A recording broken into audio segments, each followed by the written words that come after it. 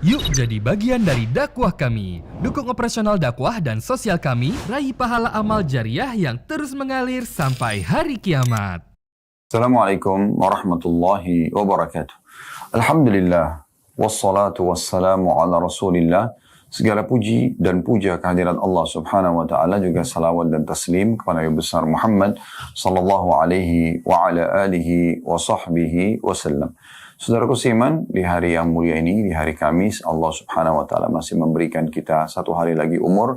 Mari kita maksimalkan agar selalu di atas ketaatan kepada Allah subhanahu wa ta'ala. Sebagaimana kita tahu itu adalah tujuan utama kita diciptakan oleh Allah subhanahu wa ta'ala. Dalam surah Az-Zariyat Allah kekalkan, وَمَا خَلَقْتُ الْجِنَّ وَالْإِنسَ إِلَّا لِيَعْبُدُونَ.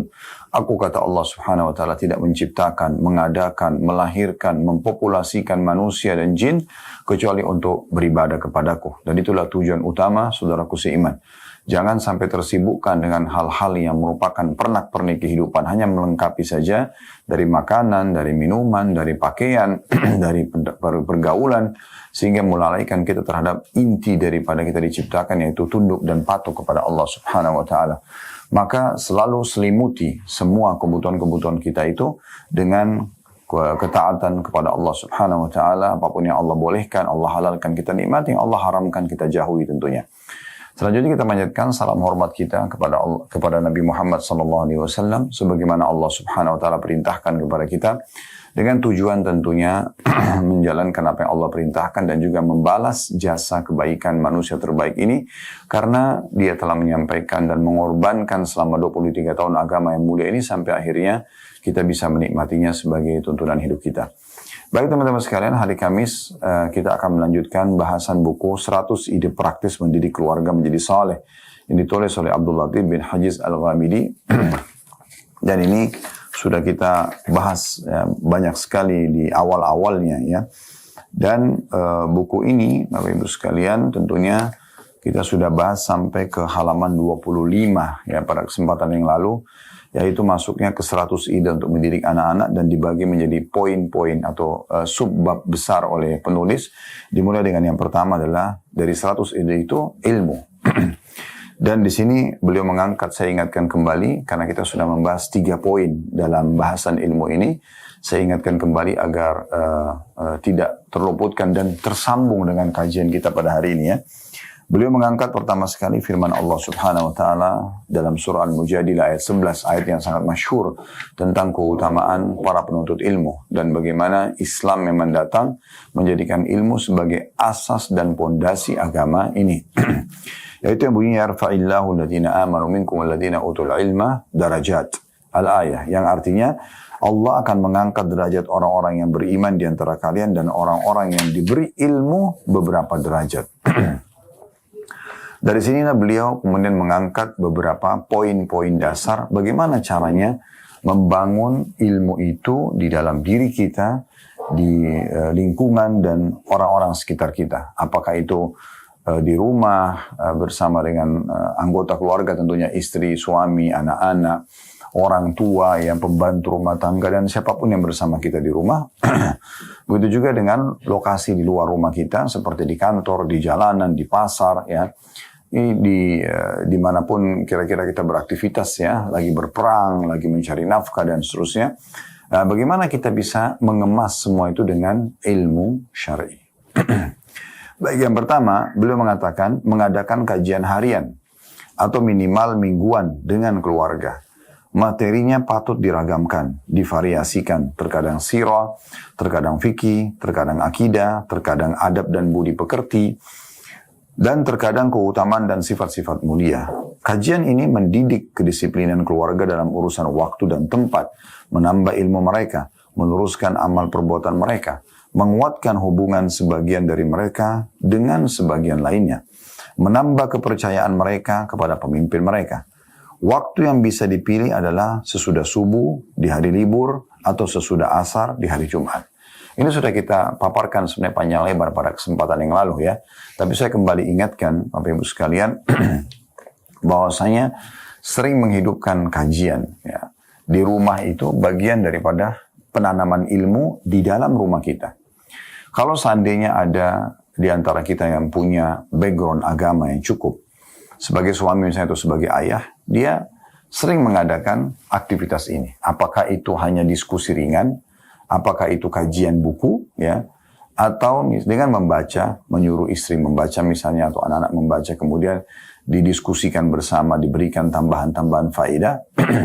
Karena memang pondasi dasarnya iman itu agar kita bisa lebih yakin kepada Allah SWT dan kita menjadikan perintahnya sebagai pegangan hidup dan juga larangannya itu sebagai hal yang harus dihati-hati dan jangan sampai terjerumus, itu hanya ilmu. Dengan adanya ilmu maka kita akan otomatis lebih bisa menerima semua itu dan lebih bisa menerapkannya. Karena ilmu agama ini semua berisikan perintah-perintah dan larangan. Perintahnya diikuti dengan janji-janji positif dan Allah pasti benar dengan janjinya. Ya, innallaha la yukhliful mi'ad. Allah tidak akan pungkiri janji-janjinya. Dan dalam ayat lain, wa man asdaqu minallahi qila. Siapa yang lebih jujur daripada Allah dari pernyataan yang disampaikan. Begitu juga dengan larangan, diikuti dengan semua ancaman-ancaman yang akhirnya pasti akan kena kepada para pelanggar kalau mereka tidak segera meninggalkan ataupun taubat kepada Allah Subhanahu wa taala. Nah, cara yang terbaik bekali keluarga kita, bekali ya diri kita dan keluarga kita dengan ilmu-ilmu syar'i. Sekarang di masa kita, alhamdulillah, media sudah sangat terfasilitasi ya. Allah SWT mudahkan kita bisa belajar dengan sangat mudah dengan bagian-bagian yang tadi disebutkan. Kadang-kadang kita mau dengar kajian sirah ada, kita ingin kajian akidah ada, kita ingin kajian adab dan tata krama ada, atau kajian-kajian yang lainnya. Seperti saya sering ingatkan di playlist YouTube kami, Bapak Ibu bisa ngikutin kajian sirah nabawi, kajian serial sahabat. Bapak Ibu bisa mengikuti kajian akidah, mohon maaf, seperti bedah buku Minhajul Muslim, Syekh Abu Bakar Jazari rahimahullah, ada bab akidah yang beliau bahas panjang lebar di beberapa puluh lembar yang pertama bukunya ya. Begitu juga dengan ada kajian adab dan tata krama di sana, ada kajian akhlak, ada kajian fikih muamalah dan fikih ibadah.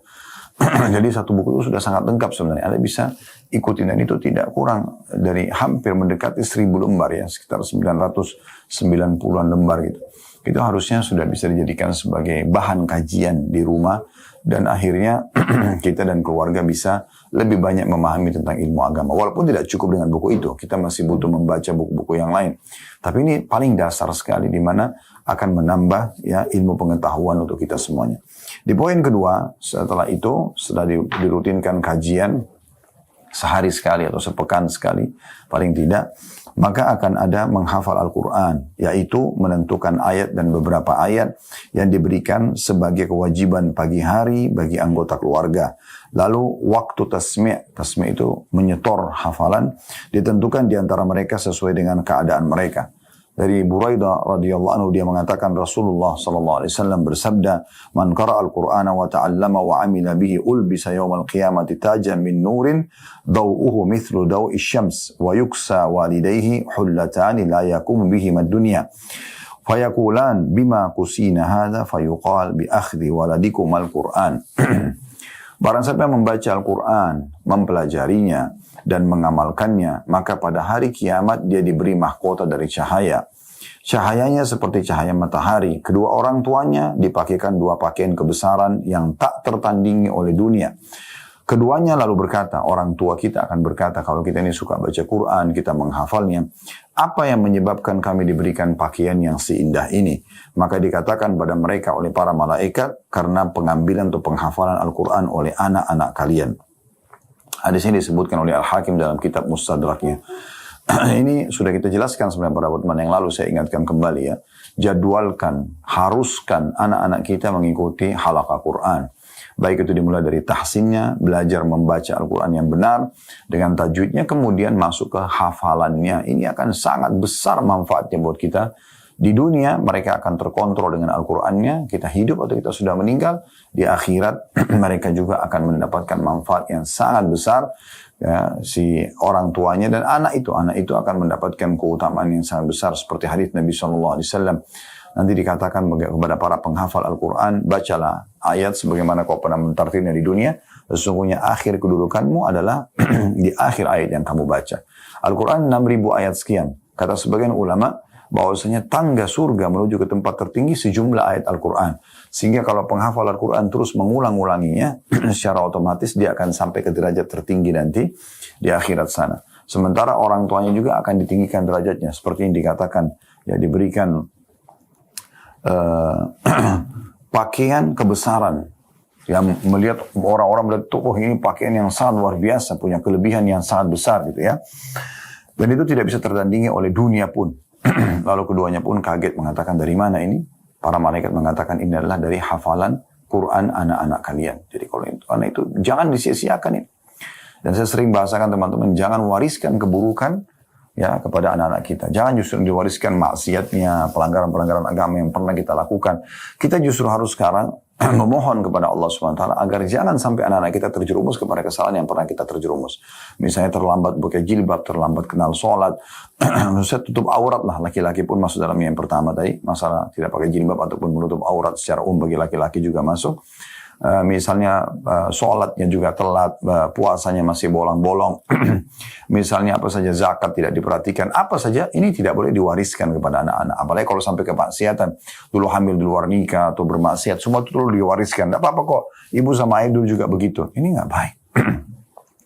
Kita harus menutupi ya, kesalahan-kesalahan kita dengan justru mewariskan kebaikan pada anak-anak. Kalau perlu sekarang anak-anak sudah harus hafal Quran di umur 10 tahun, 11 tahun. Kita coba terus ikhtiar dan berdoa kepada Allah SWT. Konsumsikan ke dalam tubuh mereka rezeki-rezeki yang halal agar memudahkan mereka bisa menerima ya apa yang Allah Subhanahu wa taala perintahkan. Ibnu Abbas berkata radhiyallahu anhuma, "Tufiya Rasulullah SAW wa ana ibnu ashri sinin wa qad qara'tul muhkam." Rasulullah SAW wafat saat umurku 10 tahun dan aku sudah menghafal surah-surah Al-Mufassal ya. Disebutkan oleh hadis Bukhari, maksudnya surah-surah panjang semua sudah dihafal oleh Ibnu Abbas radhiyallahu anhu.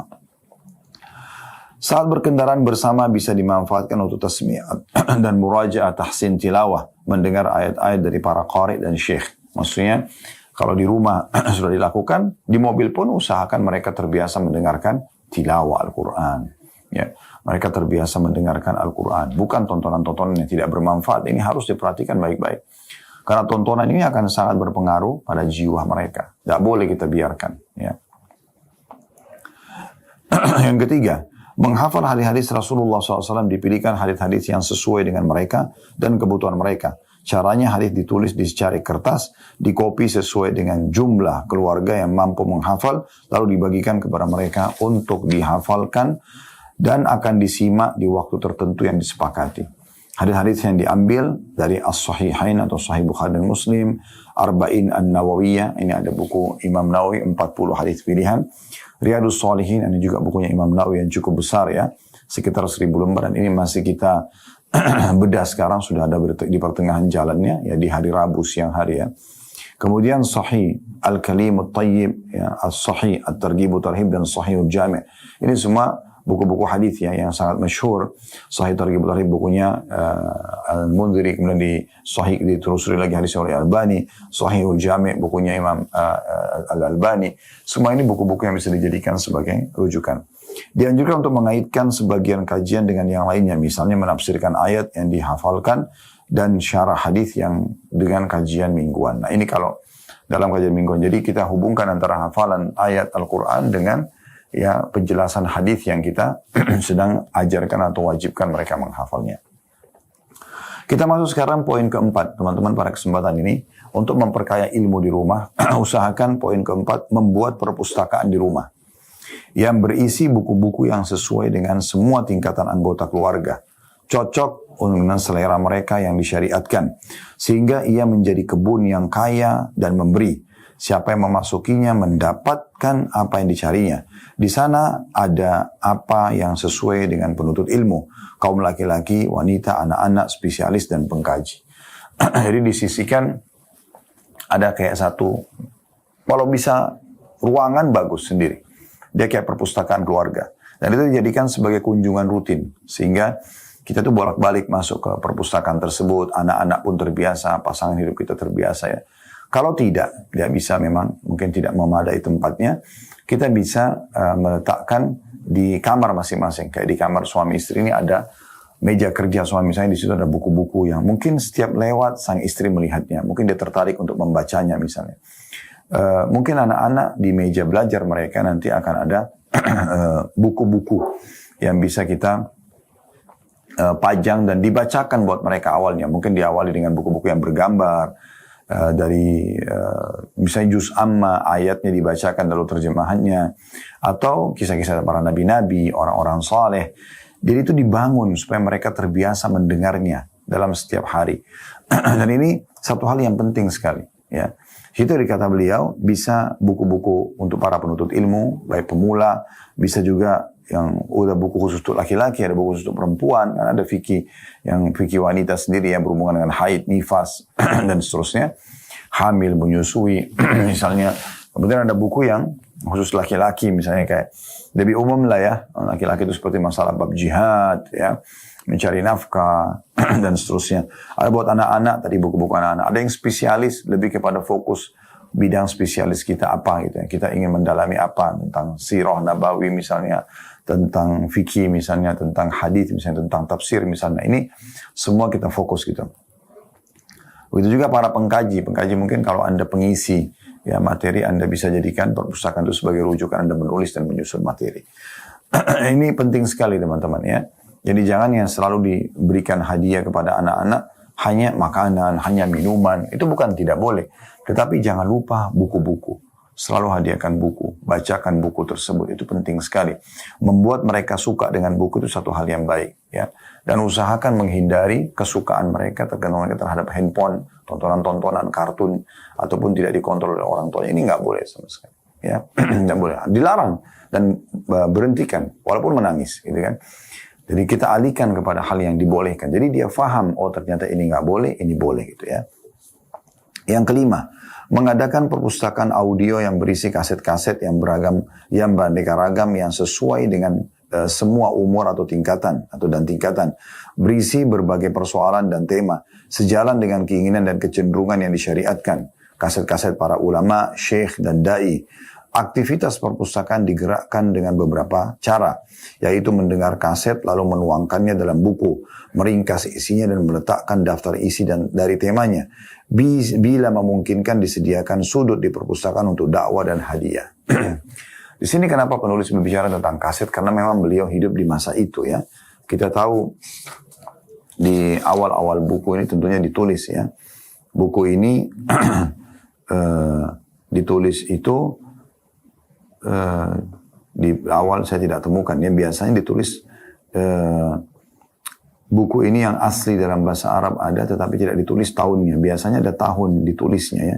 Di sini cuma ada tahun mulai diterjemahkan, itu di tahun 1443 ya. Kita sekarang 1446, 3 tahun yang lalu diterbitkan buku ini, tapi terjemahannya. Kalau melihat dari tulisan penulis di sini, syekhnya sendiri Abdul Latif, beliau kalau masih bicara kaset kita tahu ini bahkan sebelum ada DVD ya. Kalau ada pasti beliau sudah singgung di situ ya. Kalau di masa kita lebih mudah lagi sekarang. Tidak butuh lagi kaset-kaset, tapi bagaimana kita memperdengarkan kepada anak-anak kita ya melalui kalaupun harus menggunakan handphone misalnya. Maka itu bisa kita gunakan tapi kita yang membatasinya. Mana yang boleh ditonton, mana yang tidak boleh ya. Bahkan untuk bermain game pun buat anak-anak bukan dilarang, tetapi berikan sesuatu yang bisa memberikan manfaat kepada mereka. Ya, saya pernah coba memberikan cuplikan selain cuplikan agama kepada anak-anak, misalnya kisah nabi-nabi atau yang lain. Saya juga biasa ingatkan istri ya. Saya tidak tahu kalau saya lagi di luar rumah seperti apa, tapi saya sudah amanahkan itu agar yang diperlihatkan adalah berhubungan dengan masalah agama, diajarkan hal yang bermanfaat. Yang kalaupun dia tetap mau alihkan ke yang musik dan yang lainnya, kita harus ingatkan dan kita harus lebih tegas ya daripada anak-anak tersebut. Jangan kita yang kalah dengan anak-anak. Kenapa sih syaitan juga akan menggoda dia dengan merengeknya, dengan menangisnya. Nah, kita harus tegas. Ini nggak boleh nak. Kalau nggak mau ya sudah nggak usah. iPhone-nya akan diambil. Dia nangis pun nggak ada masalah. Itu bentuk pendidikan. Ya, daripada kita mengalah ternyata dia menonton sesuatu yang berbahaya buat dia. Dia tidak paham dan syaitan terus akan menanamkan di setiap cuplikan pesan-pesannya yang bisa berbekas di benak dan di hati dia. Oleh karena kita harus hati-hati sekali ya berhubungan dengan masalah ini. Dan kita selalu ingatkan ini nggak boleh, ini boleh, ini nggak boleh, ini boleh. Jadi yang boleh kita izinkan, walaupun dia lama menontonnya misalnya, kayak kisah dengan para nabi-nabi atau kisah orang-orang saleh, semua itu penting sekali. ya untuk supaya menanamkan iman dalam hati mereka, mengenal tentang peperangan Nabi SAW, kisah para sahabat dan orang-orang saleh, bagaimana mereka bisa dikenang kisahnya ya, mereka tersentuh secara keimanan, itu sangat bagus ya. Itu juga dengan kalau Anda mau mulai dengan juz 30 bisa. Juz 30 dalam Al-Quran itu banyak menceritakan tentang umat-umat sebelum kita. Itu penting sekali untuk digarisbawahi ya. Dan mengingatkan tentang siksa, tentang kematian, kubur, surga dan neraka itu ada di juz 30 banyak, dan itu tidak sulit karena surah-surahnya pendek-pendek ya. Itu bisa kita mulai dari situ tentunya. Dan di sini bisa kita gunakan media-media tersebut ya. Dan perpustakaan di rumah ini atau baca buku atau diskusi agama harus selalu dihidupkan, jadikan sebagai bahan utama untuk didiskusikan ya. Para istri jangan juga ingatkan kesempatan emas untuk pada saat suami datang dan memang lagi santai bisa ngobrol masalah agama gitu kan. Apakah suaminya mungkin masih jauh dari agama, dia bisa memberikan masukan-masukan positif agar peduli dengan pendapatan halal di luar sana. Jangan lalai jangan sampai meninggalkan sholat tepat waktu dan segala macam dengan cara-cara yang santun. Itu juga dengan mungkin kalau suami justru paham agama itu lebih mudah, dia tinggal datang bertanya masalah hukum-hukum agama. Dia membaca buku misalnya ditandain sama dia di rumah, dia dengarkan pokok ceramah ditandain di menit keberapa yang dia perlu diskusikan sama suaminya. Maka semua itu adalah hal yang sangat baik tentunya ya. Kemudian teman-teman sekalian, setelah menghidupkan perpustakaan di rumah dengan buku-buku dan audio, mungkin dengan visual juga, dan kita jadikan itu sebagai sebuah program keluarga, maka kita pindah ke poin ke-6, masalah kisah-kisah. Ini adalah bala tentara Allah yang dengannya Allah menggugah akal manusia, meneguhkan hati mereka. Jadi bagaimana pikiran kita memikirkan, hati kita juga tergugah, tertanam rasa iman dalam hati. Ia memberikan pelajaran dan nasihat. Ini bisa dipakai sebagai media dakwah. Sebagian dari kisah-kisah Nabi-Nabi alaihimussalatu wassalam dan kejadian-kejadian yang tercatat dalam sejarah disampaikan kepada keluarga, khususnya dalam masa rehat dari kelelahan jasmani dan rohani. Sangat bagus manakala anak-anak muda diperdengarkan kisah Ashabul Ukhdud. Ya. Sangat bagus bila para istri diperdengarkan hadits Ummu Dzara. Ya. Sangat bagus bila orang-orang dewasa diperdengarkan kisah para nabi dan rasul. Nah, kalau kisah tentang Ashabul Ukhdud, ashab jamak daripada sahib, ukhdud parit ya. Jadi di masa dulu sebelum Nabi SAW diutus, pernah ada kisah Ashabul Ukhdud ya. Seorang raja Yahudi yang sangat zalim, mereka membantai kaum Nasrani di masa itu belum diutus Nabi Muhammad SAW ya, sehingga ajaran agama yang terakhir agama Nasrani di saat itu. Maka mereka pun Raja Zalim ini dengan para pengikutnya membuat parit lalu membakar orang-orang yang tidak mau meninggalkan agama mereka. Dikenal dengan Ashabul Ukhdud. Dan ini yang disebutkan salah satu keajaiban pada saat itu terjadi, bayi yang bisa bicara di buayan ya. Karena pada saat ibunya mau loncat ke dalam api, dia prihatin dengan anaknya. Dia sendiri tidak ragu untuk dirinya. Maka tiba-tiba anaknya bicara dalam buayan mengatakan, "Ibu, ya loncatlah, lemparkan dirimu. Ya sungguhnya kita di atas kebenaran." Maka ibu itu tanpa ragu lalu kemudian melemparkan dirinya ke dalam api. Itu kisah Ashabul Ukhdud ya. Itu Allah sebut ceritakan dalam Al-Quran. Qutila ashabul ukhdud, an-nari dhatil waqud, idhum alaiha qu'ud, wa hum ala ma yaf'aluna bi'ina syuhud. Ya. Wa ma naqamu minhu illa an amanu billahi. Jadi, al-ayah. Maksudnya adalah kisah ashabul ukhdud itu, kisah tentang orang-orang yang dibuatkan parit, dibakar. Ya. Api yang bergejolak, dinyalakan untuk membunuh mereka. Ya. Dan mereka duduk sambil menyaksikan pembantian atau penyiksaan tersebut, ya. Dan mereka akan menjadi saksi pada hari kiamat terhadap apa yang mereka kerjakan itu. Ya, akan dituntut mereka nanti pada hari kiamat karena perilaku mereka ini. Dan mereka tidak balas dendam dengan orang-orang kecuali mereka beriman kepada Allah. Ya, gitu. Itu kisah Ashabul Ukhdud. Jadi diperdengarkan bagaimana perjuangan mereka mempertahankan keimanannya misalnya. Sama dengan hadits Ummu Dzara. Ya, hadits Ummu Dzara yang sangat masyhur. Kisah bagaimana seorang ibu ya, ini diriwayatkan oleh Imam Muslim, seorang istri ya. Ini kalau untuk istri bagaimana dia bisa belajar dari Ummu Dzara dan sahabat-sahabat Nabi yang lain, bagaimana mereka melayani suami mereka, bagaimana mereka membangun rumah tangganya dengan baik, dengan keharmonisan dan seterusnya ya. Dan bagaimana juga diambil pelajaran kalau orang sudah dikasih suami yang baik, yang saleh, jangan ditinggalkan begitu saja ya. Karena walaupun Anda menikah lagi dengan laki-laki lain, belum tentu Anda mendapatkan orang yang sebaik dia dari sisi keimanan terutama ya. Walaupun misalnya Anda nikahi sekarang atau Anda menikah sama Anda orang yang kaya raya, dipenuhi semuanya kebutuhan Anda materi. Tapi kalau Anda kosong dari keimanan dan ilmu, apa manfaatnya? Sementara mungkin rumah itu sederhana tapi diisi dengan keimanan dan ilmu, justru itu akan membuat rumah tangga itu bahagia dan tentram. Lalu beliau mengatakan juga kisah para nabi-nabi dan rasul itu dibacakan. Selalu diutinkan, didengarkan gitu ya. Baik, kemudian yang ketujuh, teman-teman sekalian, berlangganan majalah dengan manhaj Islam yang sahih. Maksudnya, kalau di masa dulu memang masih banyak majalah. Sekarang mungkin majalah sudah tidak terlalu diminati ya. Tetapi mungkin bisa dimaksud dalamnya buku-buku tadi ya. Kalau ada di masa dulu, majalah itu masih aktif sekali. Mungkin di masa beliau menulis buku ini ya. Jadi berlangganan dengan majalah-majalah yang Islam, mingguan atau bulanan atau musiman ataupun tahunan.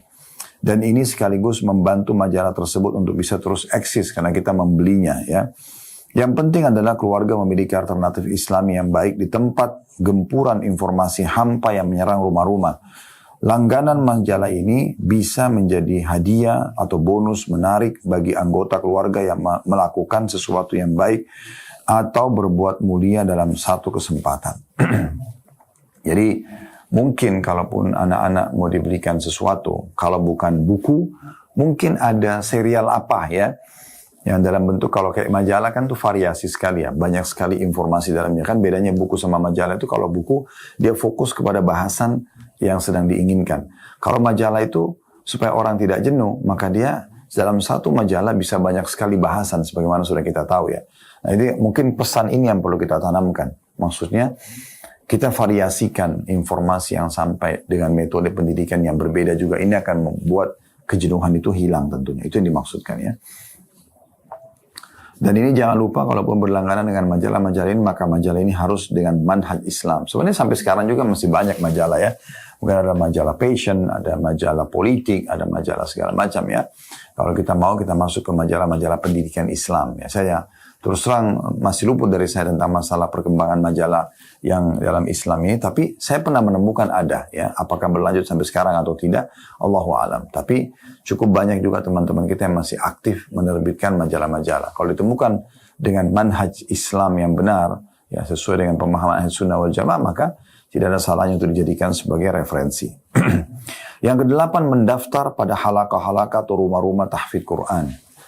Baik untuk orang dewasa di masjid-masjid atau di rumah-rumah, para hafizat untuk ibu-ibu, khususnya halaqah tahfidz yang memiliki kiprah dan aktivitas yang kentara, maksudnya terlihat ya. Pemikiran ini termasuk perkara yang seorang muslim patut memperhatikannya dalam mendidik keluarganya. Seorang wanita akan menemukan wanita-wanita salihah sehingga dia akan terjauhkan dari wanita-wanita yang memiliki hati yang sakit dan berakal hampa. Di sebagian rumah-rumah tahfidz ada TPA yang mengajari anak-anak dasar-dasar Al-Quran, menulis, membaca, dan akhlak-akhlak Islam yang mulia sesuai dengan usia mereka. Nah di poin ini tentunya penulis mengajak kita untuk ayo coba satu keluarga itu punya program pergi ke rumah tahfidz, terikat dengan mereka. Ya, ini kebutuhannya sebenarnya bisa dipenuhi di rumah ya. Bisa kita lakukan, kita keluar atau kita dalam rumah. Kalau dalam rumah, berarti memang usahakan juga satu keluarga itu belajar, ya, belajar bacaan Quran, belajar terjemahannya, ya, menambah tadi hafalan-hafalan di poin sebelumnya, ya, mengaitkan antara Al-Quran itu dengan penjelasan atau syarah hadits-hadits Nabi SAW, ya, hukum-hukum agama. Nah itu semua penting. Nah kalau kita keluar terikat dengan TPA misalnya atau halaqah-halaqah tahfidz Quran ini, tambahannya adalah kita bertemu dengan orang-orang yang saleh dan salihah. Kita bisa lebih banyak mengenal mereka ya. Sehingga akhirnya terbentuklah komunitas kita bersama mereka. Terkadang mungkin di awalnya kita sedikit agak kaku ya, atau kikuk karena memang melihat keadaan mereka yang sudah hafal 30 juz, mungkin mereka sudah lancar berbahasa Arab, tetapi itu justru pendongkraknya. Itu nanti yang membuat kita mau seperti mereka. Di hari-hari pertama syaitan akan membubui kita seakan-akan itu sulit, itu susah dan segala macam. Tapi setelahnya itu akan sangat mudah. Setelahnya akan sangat mudah, gitu ya. Mungkin sehari, sepekan, sebulan, lama-lama Anda akan adaptasi dengan sendirinya. Seperti Anda kalau pertama kali hadir dalam halaqah majelis ilmu misalnya. Mungkin di awal Anda datang, Anda bingung melihat orang-orang sibuk menulis. Mereka begitu ditanya sama ustadznya, maka mereka bisa langsung meresponnya, karena mereka sudah terbiasa. Maka Anda pertama-tama mungkin agak kikuk sedikit, tapi lama-lama Anda akan terbiasa, teman-teman sekalian. Saya dulu punya pengalaman pribadi waktu duduk di kampus di Madinah dulu. Saya melihat dan saya jadikan pelajaran akhirnya sampai pendidikan setelahnya. Saya melihat ternyata, orang-orang yang mau seriusin, dia duduk, dia dengarin dosen, dia tulis, dia coba bertanya, jadi pintar gitu. Dibandingkan orang yang begitu dia dengar, kayaknya saya nggak paham materinya. Dia nggak mau bertanya. Dia biarin saya berlalu begitu saja informasi. Padahal sebenarnya itu informasi penting. Maka di saat itu dia akan seterusnya tidak bisa mengetahuinya. Saya dulu pernah duduk sama orang-orang yang seperti ini, yang tidak mau tahu, ya udah, ini dosen ngomong apa, nggak ngerti, sudahlah, nggak apa-apa, nanti aja kalau mau ujian baru baca, misal. Dengan saya pernah duduk, setelah itu saya ubah ya, dengan perombakan ini membuat saya jadi berubah total. Saya melihat di 2-3 baris pertama di dalam kelas, karena ada sekitar 8 baris meja ke belakang ya, sama kursi. Itu 3 baris pertama tuh para penuntut ilmu yang betul-betul serius, karena dosen datang, mereka sudah siapin buku tulisnya, pulpennya, buku cetak atau kitab yang perlu dibahas gitu ya. Terus guru mulai masuk, mulai bicara, setelah muji Allah, salawat, langsung masuk ke materinya. Mulai dari pertama tuh mereka sudah diskusi sama gurunya, sama dosennya. Ini apa maksudnya, ini kenapa begini, ini dalilnya. Coba buka halaman ini, dibuka sama mereka, ditandain sama mereka. Apa yang mereka belum paham ditanya. Jadi diskusi hidup dalam 50-60 menit itu. Ya, kurang lebih 50 menit sampai 1 jam. Saya coba pindah ke tempat mereka di 3 baris pertama itu. Karena di kelas waktu itu tidak ditentukan nomor bangkunya, siapa saja datang duluan boleh duduk. Maka saya duduk, saya pindah. Mungkin orang-orang di sekitar saya bingung juga melihat, kok ini orang dari kursi belakang sekarang pindah ke depan gitu. Tapi mereka tidak melarangnya. Saya pernah melihat mereka, awal-awalnya saya kelabakan, ya, kerepotan. Karena saya harus mengikuti apa yang mereka lakukan. Mereka rajin sekali menulis. Bahkan ada di antara mereka, apapun yang diucapkan oleh dosen itu bisa ditulis sama dia. Saking cepatnya mereka sudah menulis, sudah terbiasa gitu. 3 bulan pertama teman-teman saya adaptasi. Ya, dengan godaan-godaan syaitan untuk apa nyusahin diri, untuk apa begini dan seterusnya. Tapi saya tidak mau pedulikan. Saya harus bisa seperti mereka. Bahkan kalau perlu saya harus ungguli mereka. Dan bifadlillah, dengan karunia dari Allah SWT, saya bisa bersama mereka, bahkan lebih baik daripada mereka. Setelah 3 bulan kemudian, saya sampai masih menyimpan buku-buku tulis saya, teman-teman sekalian. Itu di dalam bahasa Arab, ya, tulisan apa yang diucapkan oleh dosen dalam tinta berwarna hitam, dan yang ayat ukurannya pakai tinta warna merah. Dan itu bisa dengan dosen ucapin, saya langsung tulis. Sampai ada di beberapa materi itu pada saat mau ujian, karena dosennya datang cuma ngomong saja, dia tanya, siapa di antara mahasiswa yang menulis tulisan? Semua pada serahkan tulisan, dan saya pun sempat serahkan tulisan. Begitu minggu depannya beliau datang, beliau mengatakan, coba ini difotokopi tulisannya si Fulan, disebutlah nama saya waktu itu, dan ini difotokopi oleh mayoritas mahasiswa untuk dijadikan sebagai bahan ujian nantinya. Itu kan satu prestasi yang luar biasa, bukan untuk berbangga-bangga ya, tapi ternyata manfaatnya selain kita mendapatkan ilmu, kita juga dapat keterampilan menulis, kita juga dapat ekstra pahala karena buku kita, tulisan kita yang dibaca oleh mahasiswa yang lainnya. Itu contohnya. Nah ini saya tarik dan jadikan sebagai prinsip hidup. Dan sampai sekarang pun alhamdulillah materi-materi kita coba susun, kita kemas dengan baik. Dan itu tidak sedikit di antara teman-teman dai juga yang menjadikannya sebagai rujukan. Alhamdulillah ini satu karunia yang besar. Nah yang penting kita mau melakukan itu teman-teman sekalian. Ini penting sekali ya. Jadi kita bagaimana coba ya hadirkan banyak celah-celah dan metode-metode yang kita bisa lebih banyak menuntut ilmu dan akhirnya juga kita bisa mudah menjadi contoh bagi orang lain. Kita kembali ke poin 8 tadi. Nah, masalah halaqah Quran ini penting sekali di luar rumah. Kita bisa bertemu dengan orang-orang yang baik ataupun kita di rumah kita mengundang mereka. Kalau tadi orang-orang baik, saya melihat sendiri perubahan yang terjadi pada diri saya karena saya coba duduk sama mereka, akhirnya saya bisa bersama mereka dan adaptasi akhirnya. Dan itu yang terjadi kalau Anda terus bersama dengan komunitas-komunitas yang baik, Anda akan bisa sama dengan mereka atau bahkan lebih. Kemudian yang ke-9 teman-teman sekalian, saran beliau dalam masalah ilmu ini adalah menghadiri ceramah-ceramah umum di masjid dan tempat-tempat kajian dakwah seperti daurah ilmiah ya. Kami sudah adakan ini daurah keluarga. Bulan lalu alhamdulillah, beberapa bulan yang lalu alhamdulillah ada kajian manajemen rumah tangga Islami 1. Saya sekaligus mengajak teman-teman mengikuti live ataupun siaran ulang ini, kita juga ada nanti di akhir bulan ini ya, pekan depan tepatnya. Ya, di Agustus ini, insya Allah 30 Agustus sampai 1 September kita akan ada daurah keluarga manajemen rumah tangga Islami 2. Coba hadir daurah-daurah seperti ini. Kalau kami khusus membahas masalah memang rumah tangga ya, dan bagaimana polemik rumah tangga, bagaimana menyusunnya dengan baik, menjaganya agar tetap dalam real keimanan. Ya, nanti kita akan bahas masalah bakti dengan orang tua, hak anak-anak, dan juga tentunya hak kerabat. Nanti akan terus ada manajemen rumah tangga Islami 3, 4, 5, sampai 10 insya Allah kita akan buat nanti pertemuan demi pertemuan. Itu perlu dihadiri. Atau Anda datang kajian-kajian umum di masjid juga ada kajian kami kayak di Blok M misalnya hari Rabu malam ya, ada kajian dosa-dosa besar. Pekan pertama, pekan kedua, pekan ketiga kayak semalam Rabu ketiga kita membahas tentang inspirasi hijrah. Bagaimana teman-teman yang sudah hijrah, ya apa sebab, apa dulu kegiatannya digeluti, lalu mereka menyadarinya, bagaimana Allah sentuhkan secara keimanan mereka untuk meninggalkan perbuatan salah mereka itu, dan kemudian bagaimana prosesnya mereka hijrah, lalu bagaimana mereka sekarang mempertahankan hasil hijrahnya itu. Sambil diambil hikmahnya, kalau ada sesuatu yang perlu kita ingatkan, kita pun atau saya pun menengahi dan coba mengingatkan, ya tamu yang datang, bahwasanya harusnya dia seperti ini dan seperti itu misalnya. Kalau dia sampaikan sesuatu yang sudah benar sesuai dengan teori agama, kita berikan dukungan tentunya. Dan itu jadi pelajaran bagi orang lain. Pekan keempat kita isi semua tanya jawab yang sudah masuk di media yang belum terjawab dari umat ini, kita coba jawab. Nah, itu kan bagus sekali dan bukan cuma ceramah kami, ceramah banyak orang Anda bisa hadiri juga. Seperti ceramah di siang ini, walaupun misalnya Anda online dari kantor, Anda lagi istirahat makan siang, daripada Anda cuma memperhatikan makanan itu, minuman itu, mengobrol kosong sama teman. Apa susahnya sih sambil dengerin pakai headset misalnya agar tidak mengganggu orang lain, Anda putar ceramah itu. Atau Anda duduk satu meja sama teman-teman di satu ruangan VIP misalnya, sambil kita makan kita ikutin yuk kajian live-nya Ustadz Khalid misalnya. Diputarlah, tidak ada salahnya orang sambil makan sambil mendengar, mengisi waktu 1 jam hal-hal yang positif, itu kan bagus sekali ya. Contohnya, nah ini perlu dihidupkan.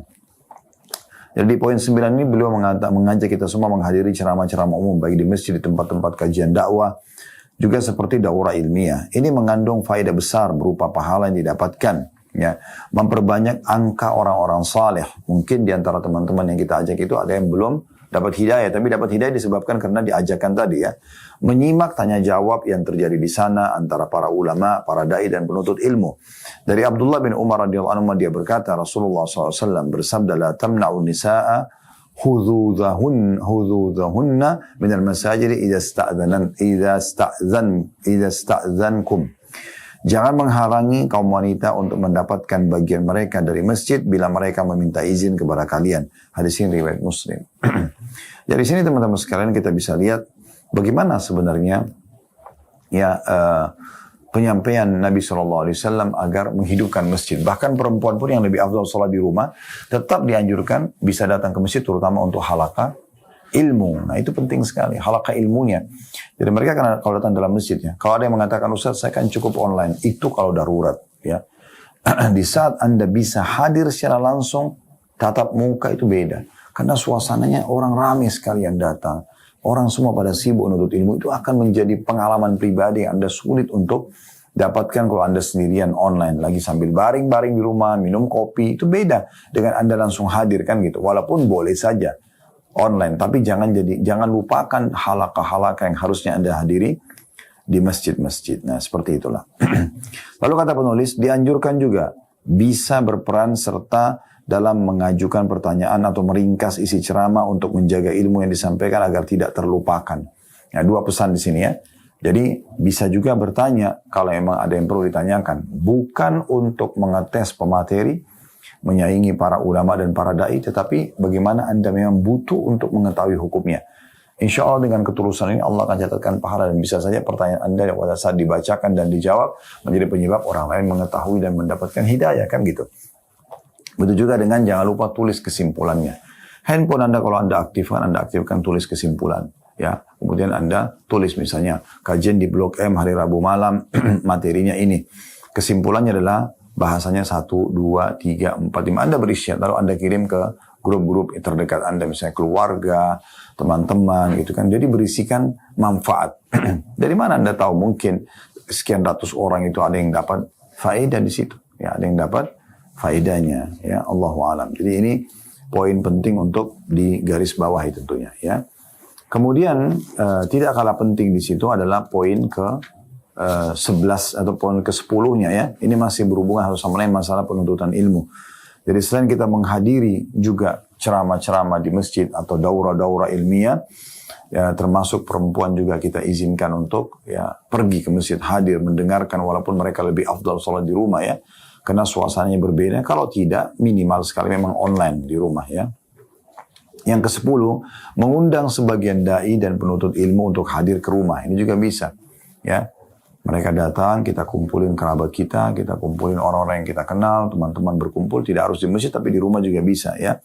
Lalu bertanya kepada mereka tentang hal yang diperlukan oleh anggota keluarga dengan bahasa langsung atau tidak langsung sesuai dengan keadaan. Khususnya para dai-dai wanita dan orang-orang yang dikenal memberikan kebaikan kepada orang lain. Betapa besar efek dan dampaknya karena seorang wanita lebih tergugah oleh apa yang dia lihat dibandingkan oleh apa yang dia dengar. Jadi di sini kita panggil dai-dai. Kalau ada dai-dai muslimah ya, yang sudah berbobot, kapabilitas ilmunya sudah cukup, dahulukan mereka. Biarkan mereka datang untuk mengisi kajian ibu-ibu misalnya. Tapi kalau belum ada, maka boleh Anda panggil ustadz-ustadz yang kompeten di bidangnya, yang punya kapabilitas ilmu cukup, menurut Anda bagus, datangkan mereka. Mungkin setengah jam, 1 jam, 2 jam kajian cukup untuk menjadi penyebab orang-orang yang hadir itu semuanya itu akan ya mendapatkan faedah yang sangat besar, menjadi penyebab hidayahnya mereka. Itu luar biasa itu ya. Dari mana Anda tahu subhanallah dalam satu pertemuan itu sudah cukup membuat misalnya 50% orang situ sholat tahajud setelahnya, sholat duha setelahnya, rajin berzikir setelahnya, bertobat dari dosa-dosa mereka setelahnya, silaturahim dengan keluarganya setelahnya, ya, menjenguk orang sakit setelahnya, bersedekah setelahnya, dan seterusnya. Ya. Atau malah lebih semangat menuntut ilmu setelahnya. Ya. Berapa banyak Anda tidak sangka orang yang dapat hidayah karena kajian-kajian yang Anda buat. Jadi di sini kami memberikan dukungan secara khusus para ketua, para panitia pengajian ya. Tapi ikhlaskan niat Anda. Anda pun butuh berkorban. Jangan jadikan majelis ilmu itu justru kesempatan ngumpulin duit misalnya ya. Jadi sebarin kotak atau ambil uang dari peserta di situ yang datang ke rumah Anda, lalu kemudian uang itu justru Anda gunakan ya tanpa ada terlibat sama sekali.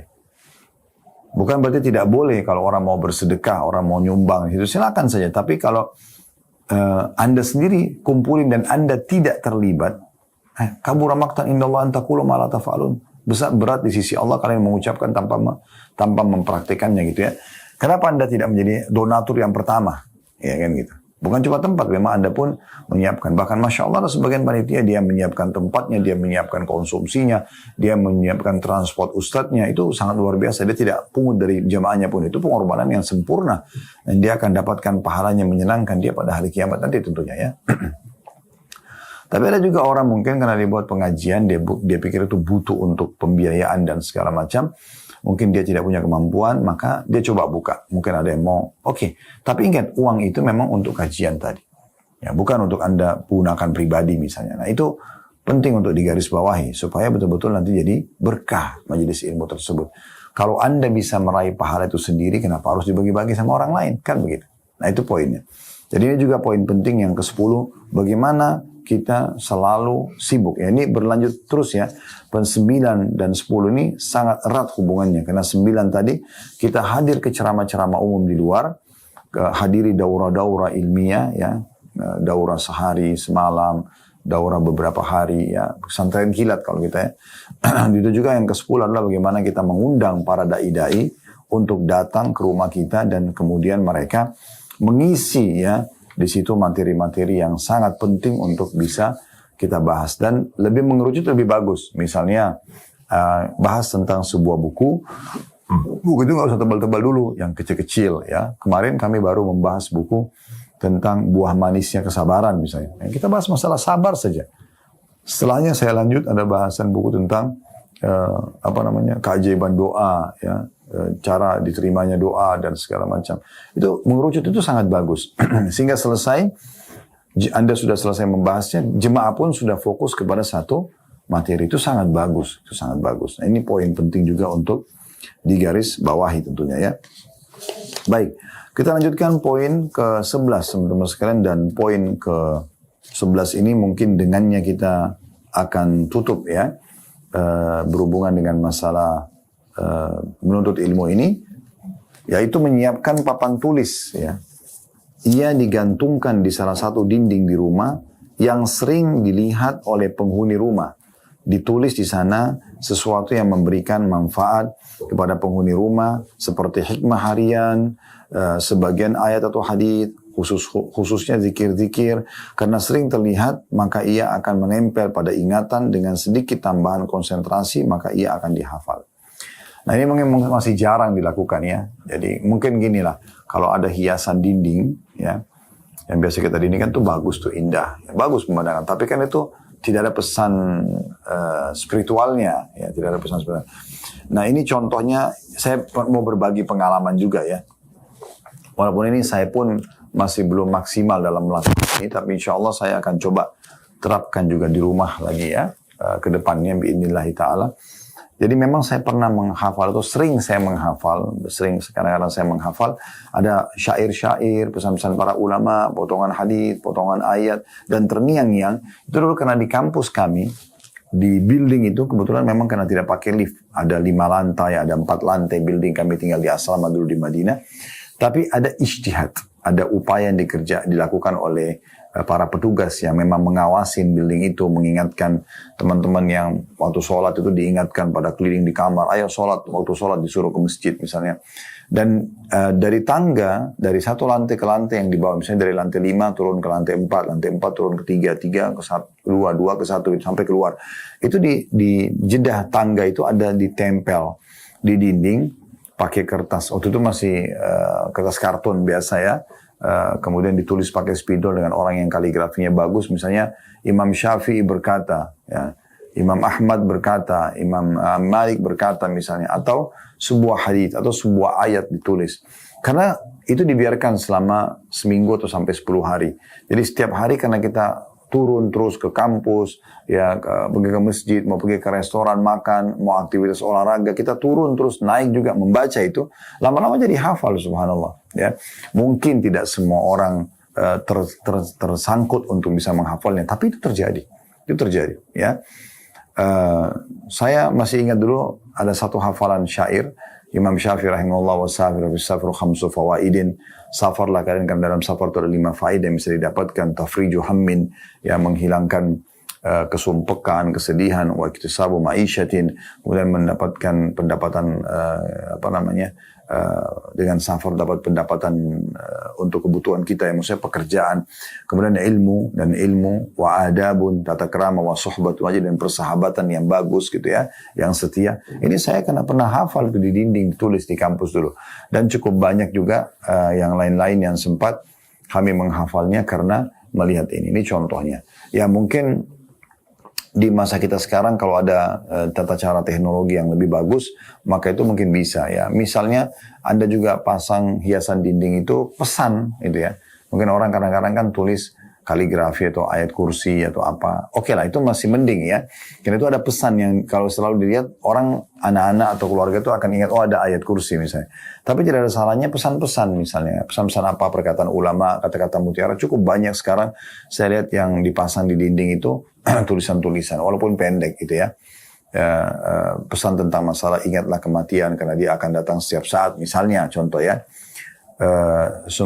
Perkataan sahabat Ali bin Abi Thalib yang mengatakan sungguhnya ya harta itu engkau sibuk menjaganya sementara ilmu itu akan menjagamu dan yang semisalnya dengan itu. Nah ini semua hal-hal yang sangat baik dan positif yang bisa kita hidupkan di kamar anak-anak, di kamar kita pribadi ya. Dan ini sangat bagus. Mungkin kalau ada tadi saya bilang teknologi lebih canggih lagi, misalnya dia dalam bentuk TV, dan TV itu berputar pesan-pesan. Nah, ada juga satu poin penting. Saya pernah sholat di satu masjid. Di masjid itu ada 2 TV besar ya. Satu TV untuk menunjukkan waktu sholat, ya, dan ada durasi menit kalau antara azan dan iqamah. Satu sisinya itu pesan semua, subhanallah. Cuma ayat sama terjemahnya misalnya, atau hadis sama terjemahnya, atau perkataan ulama dengan terjemah itu sangat bagus. Tapi di TV, dan itu jalan terus, berputar terus, ya, berputar terus. Seperti misalnya ayat tentang Inna Allah ma'alladina taqaw waladina hum muhsinun. Allah akan bersama dengan orang-orang yang bertakwa dan orang-orang yang berbuat kebaikan. Dengan terjemahannya. Tidak ada suara, hanya gambar saja. Cuma diikuti dengan gambar-gambar yang menarik, kayak gambar padang pasir atau yang semisalnya. Kemudian tentang hadits Nabi SAW apa misalnya ya. Kemudian tentang masalah kematian, masalah perkataan ulama misalnya. Cukup banyak. Dan saya sambil nunggu antara azan dan iqamah, saya melihat bagus sekali pesan-pesannya itu. Dan itu karena terulang-ulang terus, ya. Dan di TV kan bisa diganti-ganti, maka misalnya dibiarkan itu dalam 1 bulan, sehingga jemaah sudah menghafalnya. Supaya tidak ada kejenuhan, bulan depan bisa diganti. Contohnya. Nah, hal-hal seperti ini sangat baik, ya. Sama kalau Anda putar TV di rumah, yang diputar itu adalah ceramah. Biasakan dengarkan ceramah, dari ceramah ke ceramah yang lainnya. Alhamdulillah sudah cukup banyak sekarang TV-TV satelit, ya. Atau misalnya berlangganan atau apalah yang semisalnya. Anda bisa raih, mungkin sekarang media, Anda bisa dengan YouTube atau Instagram memutar selama. Kita sekarang Alhamdulillah di Khalid Basalam Official sudah memutar YouTube kami 24 jam. Anda bisa ikutin, bisa dinyalakan itu saja, standby, dengarin dari ceramah ke ceramah yang lain, dengan diselingi dengan cuplikan-cuplikan nasihat pendek, mungkin ada sedikit iklan dan informasi yang kami sampaikan. Itu seperti TV, Anda nyalakan aja 24 jam, tidak ada ruginya. Di saat sholat kita ada azan, ya, kemudian jadi Anda bisa sambil tersadarkan lah di saat waktu sholat, oh ternyata sudah masuk waktu duhur, asar, maghrib, isya, subuh, kan gitu. Di hari Jumat Anda bisa mendengarkan khutbah dari Masjid Haram Mekah dengan terjemahannya misalnya, itu kami putarkan di channel kami gratis lagi. Anda cuma butuh wifi saja yang sekarang semua rumah punya itu, ya. Itu biasakan, anak kita dari kecil pun bisa mendengar, keluarga kita bisa mendengar, kalau perlu selalu dinyalakan itu, ya. Dan hindari tontonan-tontonan seperti sinetron-sinetron, film-film yang akhirnya membuat nanti juga ini bisa mewarnai kehidupan kita. Biarkan kita menjadi seorang muslim yang sejati. Allahu a'lam. Ini bahasan kita teman-teman sekalian, dan kedepannya insya Allah kita lanjutkan di poin ke-12, masih di subbab 1, yaitu masalah ilmu tentunya. Kalau ada benar dari Allah, kalau salah dari saya mohon dimaafkan. Subhanakallahumma bihamdika, asyhadu an la ilaha illa anta astaghfiruka wa atubu ilaik. Wassalamualaikum warahmatullahi wabarakatuh.